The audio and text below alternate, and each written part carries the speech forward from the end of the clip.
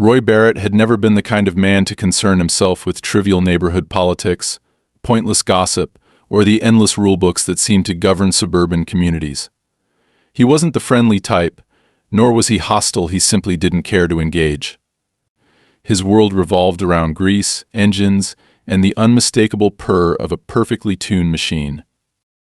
A man who preferred the company of roaring engines over empty conversations, Roy had spent the last decade in relative solitude, tucked away in a house he paid for in full with the money he made from rebuilding, restoring, and fine-tuning classic cars. He had no wife, no kids, and no obligations beyond his own ambitions. His only true companion, if you could call it that, was his 1967 Shelby GT500, a car that had been nothing but a rusted shell when he found it 15 years ago, sitting in a junkyard, forgotten and left for dead. Over the years, he had poured every ounce of his skill, sweat, and patience into bringing it back to life, every single part either restored or replaced by his own hands. It wasn't just a car to him. It was a symbol of control, precision, and identity. Despite his lack of involvement in the neighborhood, Roy had never had any real issues with the local community board. He didn't go to meetings, didn't vote on regulations, and didn't read the newsletters they left in his mailbox. As far as he was concerned, none of it applied to him. His house wasn't part of their jurisdiction. He had bought his property outright, separate from any contractual obligations to a homeowners association, and had long ago made it clear that he wanted no part in their restrictive nonsense. When someone from the board had stopped by years ago, trying to convince him to opt in to the community rules, he had laughed in their face and shut the door. That was the last time he had heard anything about it. So when Roy stepped outside that morning and saw that his garage had been broken into, his first thought wasn't that someone had stolen his car, it was that someone had made the mistake of pissing him off. His boots crunched against the gravel as he approached the partially open garage door, his jaw tightening as his gaze swept across the entrance. The lock had been cut cleanly, no sign of struggle or brute force, just the surgical precision of someone who knew exactly what they were doing. He knew theft when he saw it, and this wasn't the work of some desperate punk looking for a quick payday. No shattered windows, no reckless damage, just an absence. The absence of his car. The moment the realization hit, something inside him snapped tight, a wire pulled taut. His breath came slow, controlled, but his pulse drummed against his skull. He stepped inside, eyes scanning every inch of the garage, looking for anything, any sign, any clue, any fucking reason that could explain how this had happened. His tools were untouched. The workbench was exactly as he had left it. Even the old coffee mug he had abandoned 2 nights ago still sat on the metal counter, the last sip of cold coffee untouched at the bottom. But the car was gone. Roy's hands curled into fists as he exhaled through his nose, forcing himself to think before reacting. His first instinct was to grab his phone and call the police, but something caught his eye, a piece of paper taped to the inside wall of the garage, right where the car had been. Narrowing his eyes, he stepped forward and yanked it off the wall, unfolding it with rough fingers. His stomach turned the moment he saw the header. Property violation, unauthorized vehicle confiscation notice. The words blurred for a moment as rage threatened to boil over, but he forced himself to focus. His eyes scanned the paper, catching phrases that made his blood pressure spike: illegal storage, non-compliant vehicle community ordinance enforcement. And the one that made his fingers tighten around the page so hard it nearly ripped apart. Vehicle has been repossessed and transferred to an approved buyer. His stomach dropped. Repossession? Transferred? Approved buyer? That was his fucking car. His grip on the paper trembled as his mind worked through the implications.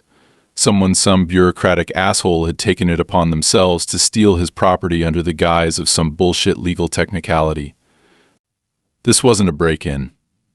This wasn't a random theft. This was planned.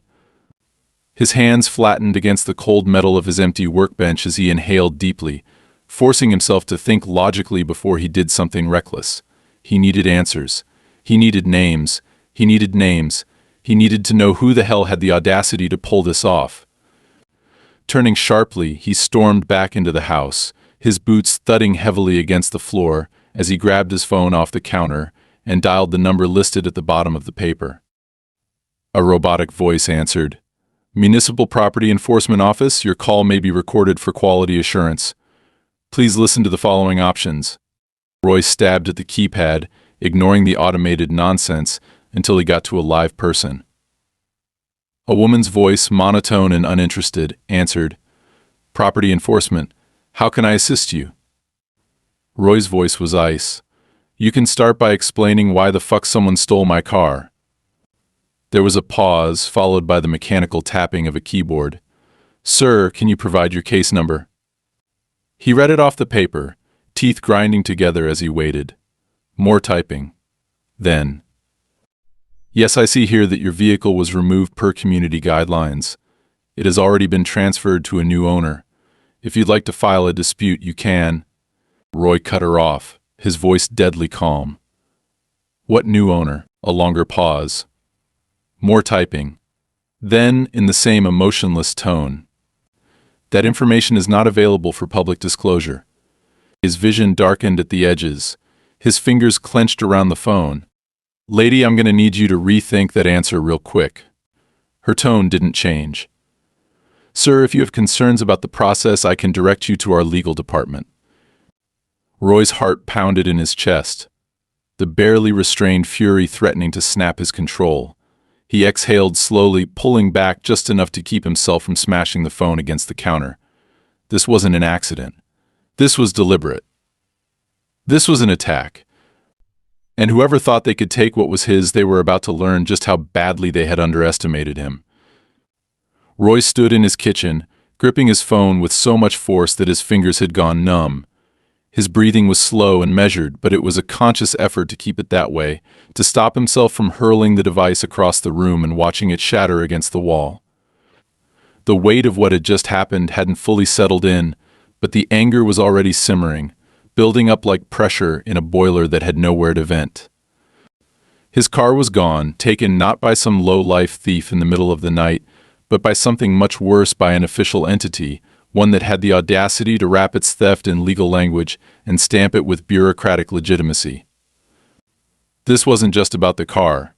The fact that they had the means to take it, process paperwork in advance, and make it look legitimate meant that they had planned this long before today. Someone with power had decided that his car no longer belonged to him, that they could just take it and not expect any pushback. Someone who clearly had no idea who the hell they were dealing with. His first instinct was to drive straight to whatever office had processed this so-called confiscation, demand answers, and make whoever was responsible regret ever touching what was his. But that thought was immediately followed by another: his truck. He turned sharply, his boots hitting the tile hard as he moved to the front window, his gut tightening with the first real pang of unease since this whole thing started. The driveway outside was empty. His truck, which had been parked there last night, was gone. His breath left him in a slow exhale, not out of fear, but from the sheer shock of it. He had assumed that the car was the target, that maybe someone had been after the Mustang specifically, but now it was clear that this wasn't about the car. They were targeting him. He dropped the phone onto the counter and walked outside, his boots crunching against the gravel as he moved toward the space where his truck had been. The morning air was cool, the sun barely high enough to burn off the last traces of fog, and the street was quiet, almost unnervingly so. No neighbors, no passing cars, just an empty suburban road that suddenly felt much smaller than it had the day before. His hands went to his hips as he scanned the area, searching for any sign of how they had taken it, but there were no broken windows, no shattered glass, no sign of forced entry. It had been taken cleanly, deliberately, professionally. Something was very, very wrong. Turning back toward the house, he moved fast, his boots hitting the steps harder than necessary as he stepped inside and grabbed the landline off the wall. He pressed it to his ear, listening for the dial tone, but there was nothing. Just silence. He hung up and tried again, slower this time, as if that would somehow make a difference. Nothing. His phone line was dead. His mind was working fast now, putting the pieces together. The car being taken could have been some bureaucratic bullshit, but his truck? His phone lines? Those weren't coincidences. Someone wanted him stuck here, isolated. He grabbed his cell phone off the counter, checking the service bars. It was still working for now, but he didn't trust that to last. His next move was clear. He needed to get out of here, get to a lawyer, to someone who could make sense of this mess. He stepped toward the door, gripping the handle, but the second he yanked it open, he stopped cold. His driveway was blocked. Concrete barriers, massive ones, the kind you see at construction sites, were lined up in a row, completely cutting off the path from his house to the street. There was a single narrow gap, just wide enough for a person to walk through, but not a chance in hell that a vehicle could fit. His pulse picked up again, not from panic, but from the sheer audacity of it. They hadn't just taken his vehicles. They had made sure he wouldn't be leaving in another one. The anger was back, burning hotter than before, but this time it came with something else, a calculated sharpness. This wasn't just about taking his property. This was about control. Someone wanted him contained. Someone wanted him trapped.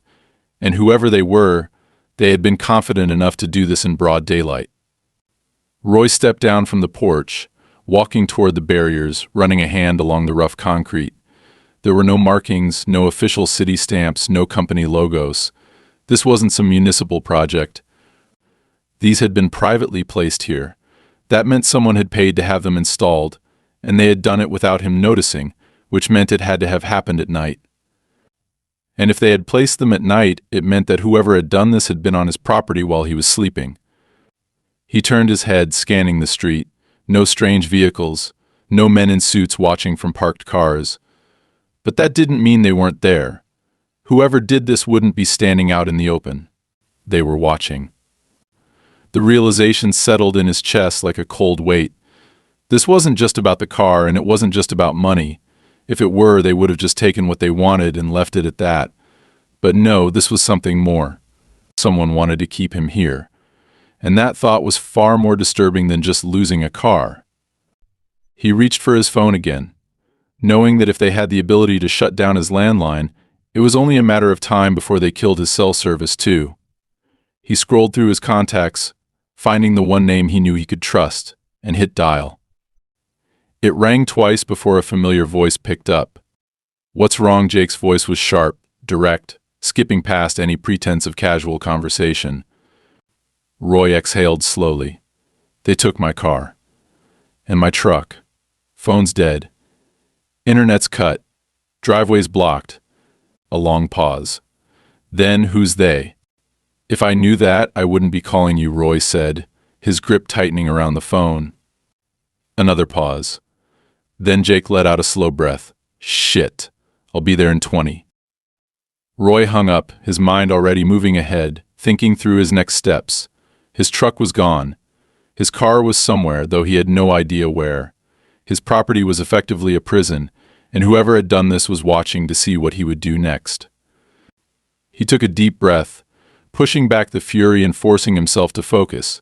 His first reaction was to fight, to rip down the barriers, to storm the office of whoever had signed off on this and make them fix it right now. But that's what they expected. That's what they wanted. No, if he was going to fix this, he had to be smarter. He stepped back inside the house, shutting the door behind him and locking it out of instinct, though he knew that wouldn't do much if someone really wanted in. He walked to the hall closet, knelt down, and pulled up the loose floorboard that he had pried open so many times before. Beneath it sat a black, heavy-duty case, locked with a combination he knew by heart. His hands moved automatically, spinning the dial, clicking it open in seconds. Inside was his Remington 870 shotgun, clean, loaded, ready. If they thought they could box him in, they had badly underestimated him. Roy sat at the kitchen table, gripping the confiscation notice so hard that the paper crumpled beneath his fingers. His shotgun was within reach on the counter, but for the first time in years, he wasn't sure if he would need it. The anger had settled into something colder now, something more focused. It had taken less than an hour for him to go from confused to enraged, from trying to understand the situation to recognizing it for what it was, a power move. This wasn't just about the car anymore. The fact that they had taken his Mustang wasn't a simple theft, it was a message. They hadn't just taken the one thing he valued more than anything else, no. They had gone further. His truck was gone, his phone lines had been cut, his driveway had been blocked. And now, just as he was trying to make sense of it all, his internet was suddenly back online as if someone had flipped a switch, waiting to see what he would do next. The state vehicle registry loaded on his phone screen, taking longer than it should have, as though whoever was behind this wanted him to know they were watching. The Mustang's registration had already been transferred. Not to a person, but to an entity, Land and Property Solutions, LLC. He had never heard of them before, but the name alone was enough to make his gut tighten. No individual had claimed the car. That meant this wasn't about owning it. This was about removing it from him. It was deliberate, premeditated, and executed with precision. The registration had been changed 3 days ago, meaning that whoever had orchestrated this had done so long before they took the car. He searched for the company, but there was almost nothing, just a P.O. box in another state, no physical office, no website. A shell corporation, a legal smokescreen meant to keep the real owners hidden. The deeper he looked, the clearer it became that this was not about violating parking ordinances or community guidelines. This was something else entirely.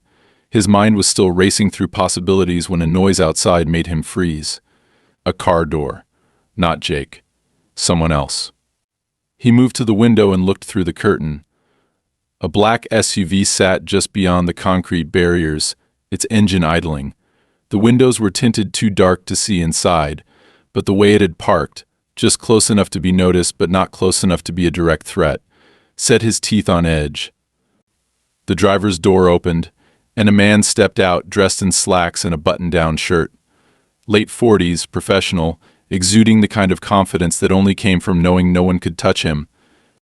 He walked toward the house with measured steps, raising a hand in an almost friendly gesture. Roy didn't return it. He opened the door just enough to be heard but not enough to invite conversation. If you're selling something, I ain't buying. The man smiled, but it was a practiced, empty thing. Mr. Barrett, I presume. Roy didn't answer. I'm with Land and Property Solutions, the man continued, as if Roy hadn't just made it clear he wasn't interested in talking. I believe there's been some confusion regarding your vehicle. I wanted to stop by personally to clear things up.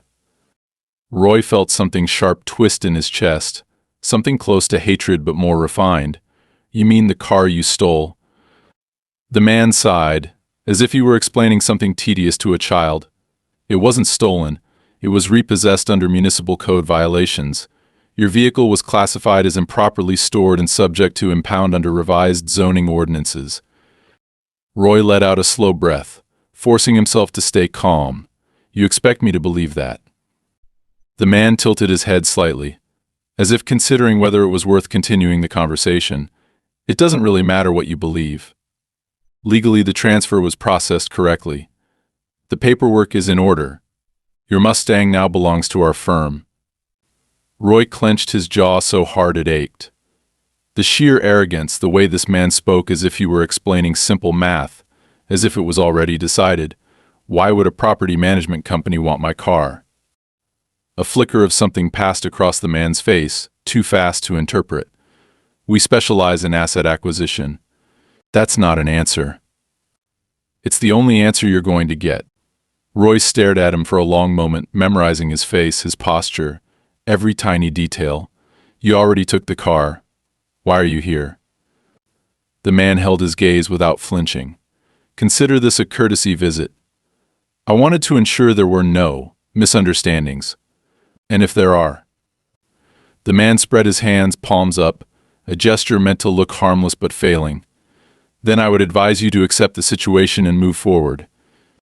Roy exhaled slowly through his nose, controlling the urge to drag this bastard off his porch and beat him into the dirt. Get off my property. The man didn't argue. He simply nodded, took a slow step backward, then turned and walked back to the SUV. He got in, closed the door, and the vehicle pulled away, vanishing down the road as if it had never been there at all. Roy stood in the doorway, his heartbeat pounding in his ears, his mind racing. This wasn't just some corporate overreach or a paperwork mix-up. This was targeted. They weren't just taking assets. They were trying to make sure he didn't fight back. Jake's truck came into view a few minutes later, tires skidding slightly as he pulled up. He barely had the door open before Roy was outside, meeting him halfway. Who the hell was that, Jake asked, nodding toward the street where this UV had disappeared. Land and Property Solutions, Roy said, voice tight. They own my Mustang now. Jake let out a slow curse, running a hand over his face. This is worse than I thought. Roy didn't bother asking what he meant. What do you have? Jake pulled out his phone, scrolling for a second before holding it up. Your car was moved to a private warehouse 20 miles from here. Not a dealership. Not an auction site. A warehouse. Roy's stomach turned to stone. Why the hell would they move it there? Jake shook his head. I don't know, but if they wanted it gone permanently, they would have stripped it for parts or scrapped it. They didn't. That means it's still valuable to them. Roy stared at the screen, processing. They're not selling it. Jake frowned. What? Roy clenched his jaw. They didn't steal the car for money. They stole it for leverage. Jake's face darkened. Leverage for what? Roy's fingers curled into fists, his nails pressing into his palms hard enough to hurt. For me. Roy sat in the passenger seat of Jake's truck, gripping the door handle hard enough to make the plastic creak under his fingers. The world outside the window passed in a blur of dull colors, empty roads and distant buildings, but his mind was miles ahead, processing, calculating, piecing together the scattered fragments of what he knew. Land and Property Solutions was a front, a legal shell meant to hide something deeper. The theft of his car wasn't random, nor was it about money. Whoever was behind this had wanted him immobilized, cut off, unable to react until it was too late. But they had underestimated him. They had assumed he would roll over and accept it, that he would walk away and let them keep what was his. That wasn't going to happen. Jake drove in silence, his hands tight on the wheel, his expression hard. He had seen plenty of bad situations before, but even he knew this wasn't normal. Roy had told him everything: the barriers, the dead phone lines, the sudden reappearance of his internet, as if someone was controlling when and how he could access information. He had described the man who came to his door, the smug condescension, the way he had spoken as though Roy was already defeated. Jake had listened without interruption, his face darkening with every word, and when Roy had finished, he had simply nodded, turned the truck around, and told him to get in. No questions, no hesitation. That was why Roy trusted him. The warehouse was 20 miles out, an unmarked building in an industrial sector on the outskirts of the city. It was the kind of place you didn't notice unless you were looking for it. A long, low structure with no company name, no branding, just tall fences topped with razor wire and a sliding metal gate that looked heavy enough to stop a tank. The lot was mostly empty. A few unremarkable sedans parked near the entrance, but there were cameras too many for a place that wasn't supposed to be hiding something. Jake pulled the truck into a side street a block away and killed the engine, the silence between them stretching thick and heavy. Roy didn't speak immediately. He studied the building, the way the gate was locked from the inside, the lack of foot traffic. The place wasn't abandoned, but it wasn't exactly open for business either. That meant whatever was happening inside, it wasn't meant for public eyes. He exhaled slowly, forcing himself to think, to be methodical. His instincts screamed at him to go in, to tear the place apart until he found his Mustang, but rushing in blind would get him nowhere. He needed information first. Jake followed his gaze, then spoke low and even. If your car's in there, it's not there by accident. This isn't some chop shop. They don't strip cars here. They store them. Roy nodded. Which means someone is planning to use it for something. Jake glanced at him, then back at the warehouse. You think this is about you? Roy didn't hesitate. I know it is. Jake let out a slow breath, considering. Then we need to figure out why. If they wanted to make money, they would have flipped it already. If they wanted to get rid of it, it'd be gone. But they moved it here instead, which means they're waiting for something. Roy clenched his jaw, staring at the building like he could see through the walls. Or someone. Jake didn't argue. He reached for his phone and started typing. I know a guy. Ex-cop, does private security work now. He's pulled records on places like this before. I'll see if he can dig up anything on who owns the property." Roy forced himself to stay still, to push down the frustration that burned in his chest. Every instinct he had told him to act, but he knew better than to charge in without a plan. He needed leverage, the same way they had tried to use leverage against him.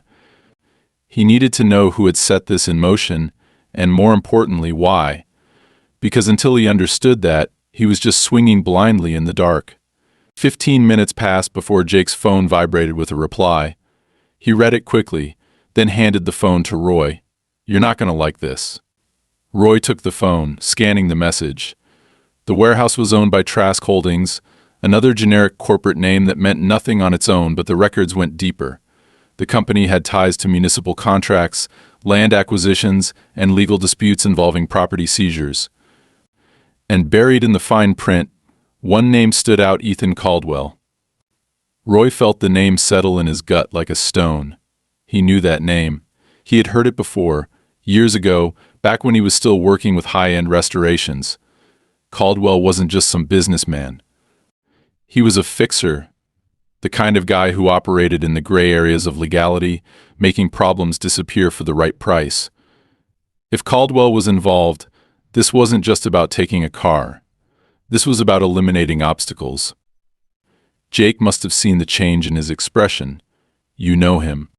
Roy nodded, his jaw tight. "Not personally, but I know what he does." Jake exhaled sharply. Then this just got a whole lot worse.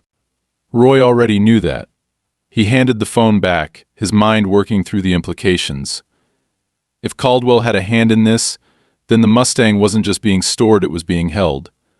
As collateral, as bait, as a means to an end. And if Roy didn't play this carefully, he wasn't just going to lose the car. He was going to lose everything. He looked back at the warehouse, his pulse steady, his anger cold and controlled. "We need to get inside." Jake frowned. "Roy, I'm not walking away from this." Jake hesitated, then nodded. "Fine. But we do this smart." Roy didn't argue. He knew the risks. But he also knew one thing with absolute certainty. If they thought they could take what was his and walk away unscathed, they were dead wrong. Roy sat in Jake's truck, his jaw clenched so tightly that a dull ache spread through his temples. His hands rested on his thighs, fingers twitching slightly as he stared through the windshield at the warehouse in the distance, his mind calculating the situation from every possible angle. He had been in tight spots before, had dealt with men who thought they could outmaneuver him, take what was his and walk away unscathed, but this was different. This wasn't a business deal gone wrong or a bad bet catching up to him. This was something deeper, more deliberate, and the longer he sat here, the clearer it became that the people behind it weren't just looking to steal a car.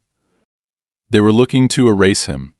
His truck was gone, his phone lines cut, his Mustang transferred to a faceless shell company, and now it sat inside that warehouse like bait in a carefully laid trap.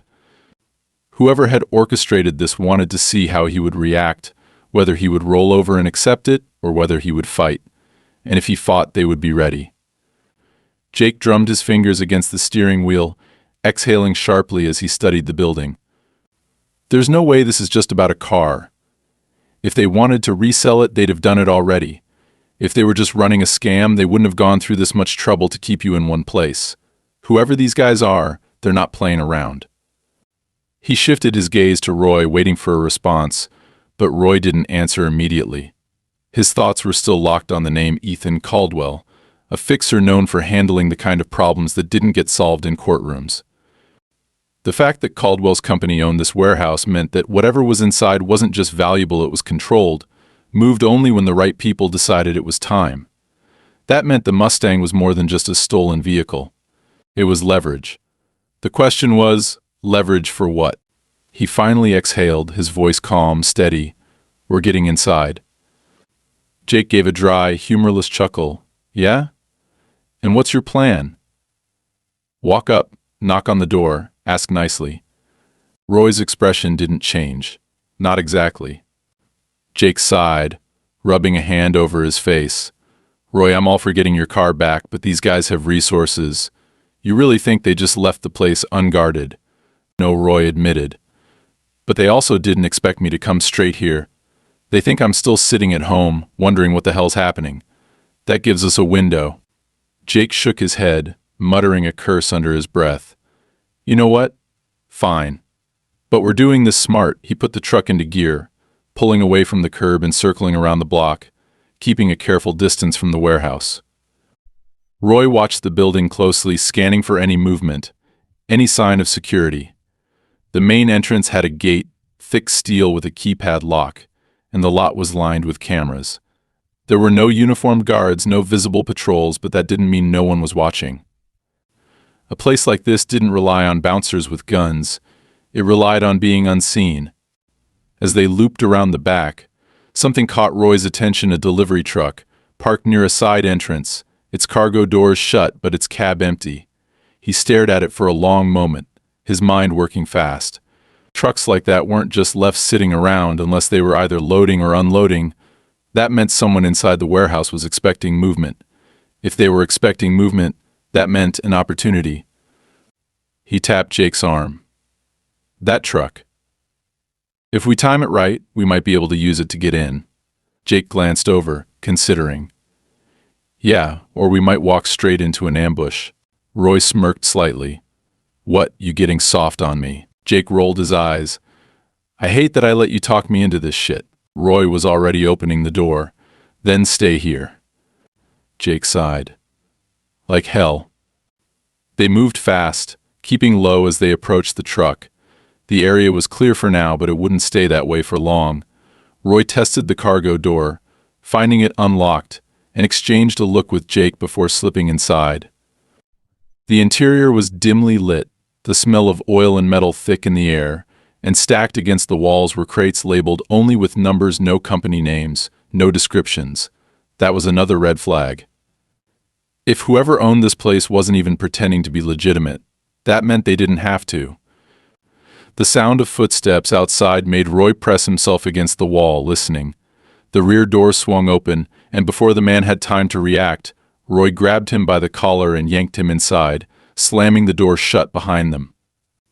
The guy struggled, but Roy twisted his grip, driving an elbow into his ribs, making him gasp as the fight drained out of him. He wasn't security. He wasn't a threat. He was just a worker, some low-level guy who had been in the wrong place at the wrong time. Roy kept his voice low, controlled. What's in this warehouse? The man coughed, his eyes darting toward the door. I don't know, man. I just handle shipments. Roy tightened his grip. What shipments? The guy hesitated, then swallowed hard. Cars. High-end models. Stuff that disappears and never gets found. Roy's stomach turned. Where's the Mustang? The man hesitated just a second too long. Roy slammed him against the wall. Where? Bay 7. It's supposed to be gone by morning. Loaded onto a different truck, taken out of state. Roy's pulse pounded in his ears. If they were moving the Mustang by morning, that meant he was already out of time. He knocked the guy out with a quick strike to the side of the head, then turned to Jake. We have to move. Now. Jake muttered another curse but didn't argue. They slipped out of the truck and made their way toward the loading bays, keeping to the shadows. Roy could feel the weight of every decision pressing down on him, every second that passed bringing him closer to either getting the car back or losing it for good. But it wasn't just about the car anymore. It was about the people behind this, the ones who had set this in motion and thought they could get away with it. As they reached the side entrance, Roy pulled a crowbar from a nearby tool cart, wedging it beneath the door handle and forcing it open with a sharp twist. The door gave way with a soft creak, and they slipped inside, the dim lighting casting long shadows across the concrete floor. Bay 7 was at the far end of the warehouse, past rows of cars lined up under tarps, each one a ghost, a vehicle that had once belonged to someone who would never see it again. Roy moved fast, weaving between the cars, his breath steady, his focus razor-sharp. When he finally reached the bay, his chest tightened. There it was. The Shelby GT500, parked under the harsh industrial lighting, its deep black paint gleaming, untouched, pristine. But it wasn't just sitting there. It was being prepped for transport. A team of men stood nearby, talking, checking paperwork, completely unaware of what was about to happen. Jake exhaled sharply. Well shit, Roy's hands curled into fists. They have no idea what's coming. Roy stood in the shadows of the warehouse, his pulse steady, his breath controlled, his mind already 10 steps ahead as he assessed the situation unfolding in front of him. His Mustang sat in Bay 7, its polished black exterior reflecting the industrial lighting above, the gleaming chrome accents catching the dim glow as if mocking the fact that it was right there, just out of reach. The men around it, 4 in total, weren't mechanics, weren't workers who had simply been hired to move vehicles from one place to another. Their movements were too methodical, too coordinated, and the way they stood relaxed but aware told Roy exactly what he needed to know. These weren't employees. They were enforcers. They were here to make sure that Carr made it out of this warehouse, and they weren't expecting anyone to stop them. Jake shifted slightly beside him, keeping his voice low. "That's not security," he murmured, his eyes locked on the men. "Those are professionals." Roy's jaw clenched, but he didn't let the anger overtake his thinking. Makes sense. Caldwell wouldn't trust just anyone with this. Jake exhaled slowly. "You still want to do this?" Roy didn't even hesitate. "I'm not leaving without the car." Jake muttered a quiet curse, then nodded once. "Then we do it fast." Roy's fingers flexed at his sides as he calculated the angles, the timing, the best way to take them down without giving them a chance to react. There was no way to avoid a fight, no way to talk his way through this. These men weren't here to negotiate. They had a job, and that job was to ensure that Carr made it to wherever Caldwell wanted it delivered. Roy wasn't about to let that happen. He moved first, fast and precise, stepping out of the shadows with the kind of confidence that made people hesitate just long enough for him to get the upper hand. The closest man turned, his expression shifting from confusion to suspicion, but by the time he opened his mouth to question who the hell Roy was, it was already too late. Roy grabbed the back of his head and drove it straight into the edge of the hood, the sickening crunch of cartilage and bone echoing through the space as the man crumpled to the ground, unconscious before he hit the concrete. The other 3 reacted instantly, but Roy was already moving. The second man reached for a weapon, a compact pistol tucked beneath his jacket, but before he could clear the holster, Roy closed the distance and slammed his elbow into his throat, cutting off his air before following up with a vicious strike to the ribs that sent him collapsing to his knees, gasping for breath. Jake took the third guy, catching him off guard with a brutal right hook that sent him staggering back, but the fourth had already drawn his weapon, his hand steady, his stance solid. Roy didn't hesitate. He grabbed a wrench from the nearby tool cart and threw it with pinpoint accuracy, the heavy steel colliding with the man's wrist with enough force to knock the gun from his grip. The weapon clattered to the floor, skidding across the concrete, and before the man could recover, Roy was on him, slamming him against the wall with enough force to rattle the metal shelving behind him. The man grunted in pain, but Roy wasn't interested in drawing this out. He grabbed the collar of his jacket and drove a knee into his gut, then shoved him to the ground, stepping over his groaning body as he turned back to the car. Jake was breathing heavily but unhurt, standing over the unconscious man he had taken down. He exhaled sharply, rolling his shoulders. "You really don't do things the easy way, do you?" Roy didn't bother responding. He pulled the keys from the pocket of the first guy he had dropped, the familiar weight of them settling into his palm, grounding him. "Let's go." Jake hesitated. "We don't know if more are coming." Roy slid into the driver's seat, the leather worn in all the right places, the scent of oil and old vinyl filling his lungs like a long-lost memory. He turned the key, and the engine roared to life, the deep, unmistakable growl of the Shelby GT500 cutting through the stillness of the warehouse. "They'll know now," he said simply. Jake didn't argue. He ran for the truck, ready to follow Roy out, but just as Roy gripped the gear shift, a voice rang out from the far end of the warehouse. "I was wondering when you'd show up." Roy's grip tightened on the wheel as he turned his head toward the sound.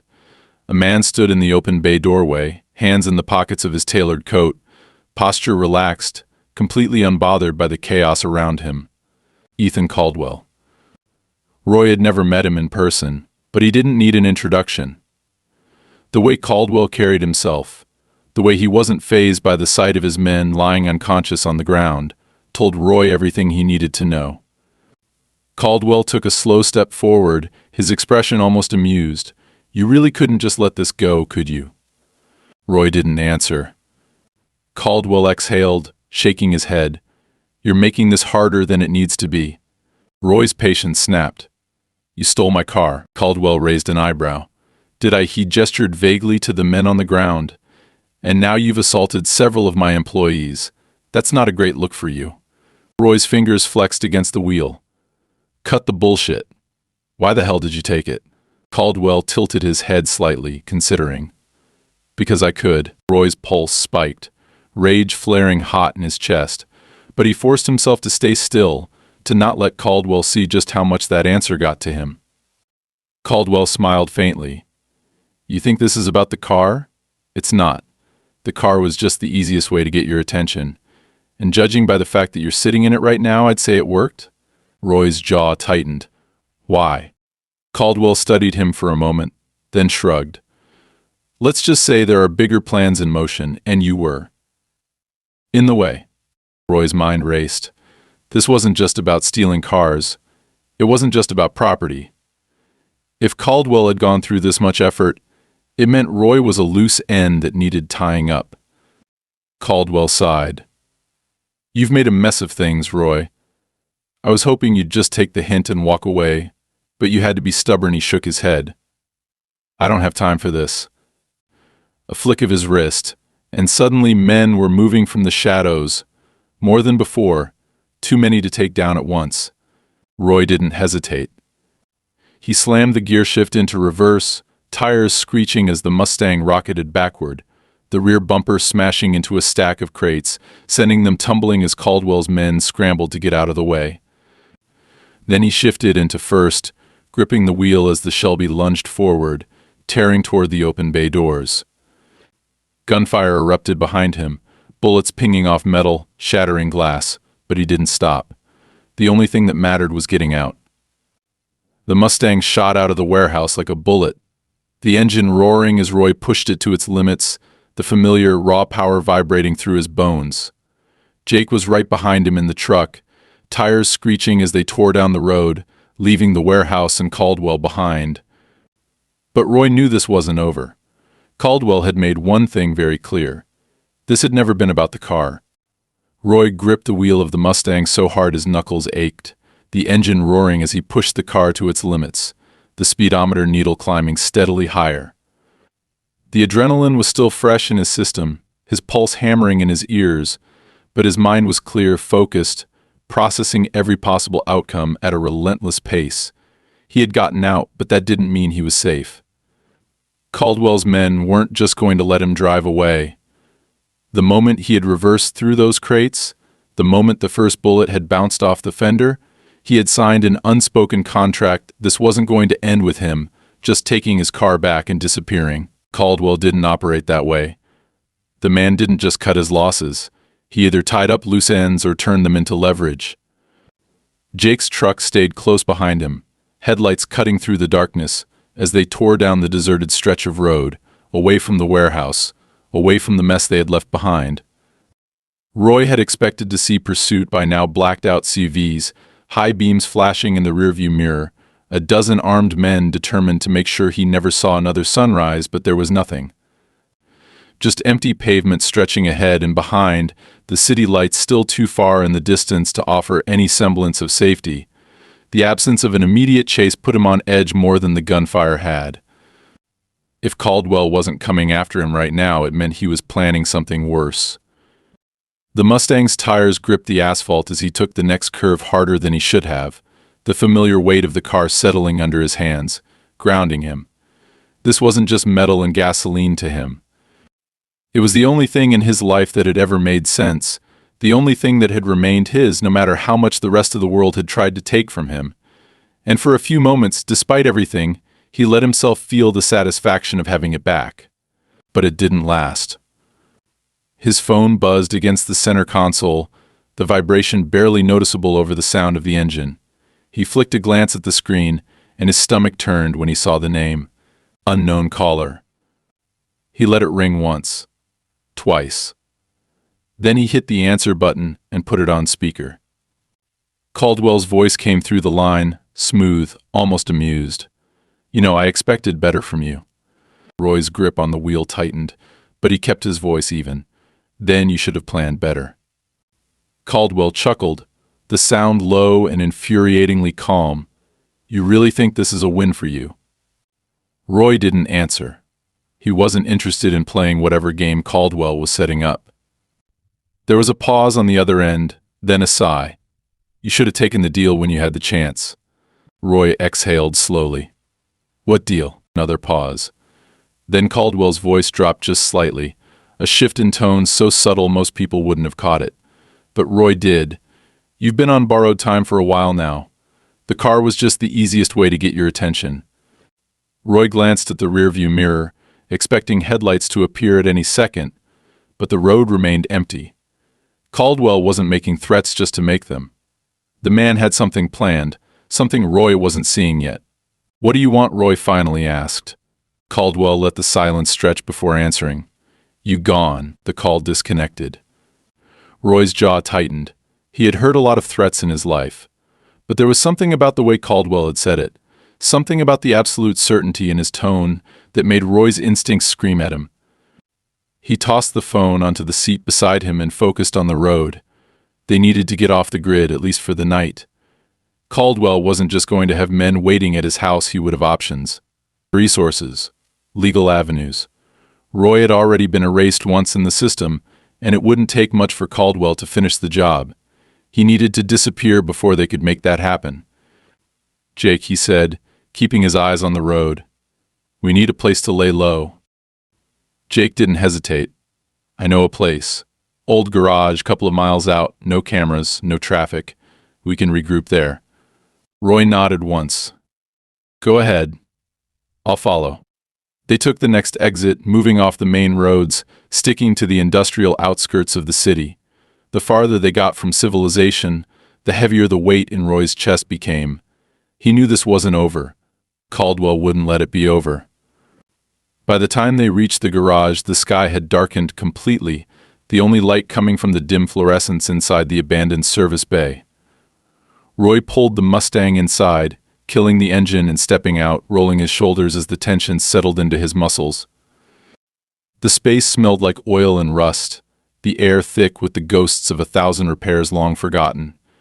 It was the kind of place no one paid attention to, the kind of place that could exist in the middle of a city and still feel like it had been abandoned for decades. Jake shut the truck's door harder than necessary, rubbing a hand over his face. "All right, what the hell was that call about?" Roy leaned against the Mustang, crossing his arms. "Caldwell doesn't want the car. He wants me gone." Jake let out a short laugh, but there was no humor in it. "That's not exactly news." "No," Roy agreed. "But the way he said it, he's not just talking about putting me in the ground. He means erasing me completely." Jake exhaled sharply, pacing a few steps before turning back. "Then we hit first." Roy shook his head. "We don't know enough yet." Jake gave him a look. "We know enough to know he's not stopping." Roy didn't argue. But he also wasn't going to charge straight into another fight without understanding what Caldwell's next move was. He had learned a long time ago that the people who really won weren't the ones who hit first. They were the ones who let the other guy think he was winning until it was too late. He pulled his phone out, scrolling through the files Jake had sent him earlier, the records on Caldwell's operations. "There's a connection we're missing." Jake sighed. "You're not going to sleep, are you?" Roy didn't answer. He just kept reading. Caldwell had made a mistake.